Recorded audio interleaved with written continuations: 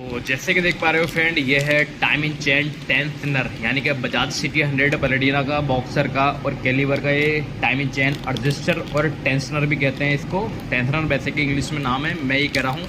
जब कभी अगर आपकी गाड़ी में अगर टाइमिंग चेन चेंज करने के बाद भी अगर आवाज़ ख़त्म नहीं होती है तो एक बार आप इसका टाइमिंग चेन एडजस्टर, जो टाइमिंग चेन टेंशनर होता है, इसको चेंज करके ज़रूर देखें। टाइमिंग चेन का जो साउंड है वो ख़त्म हो जाएगा।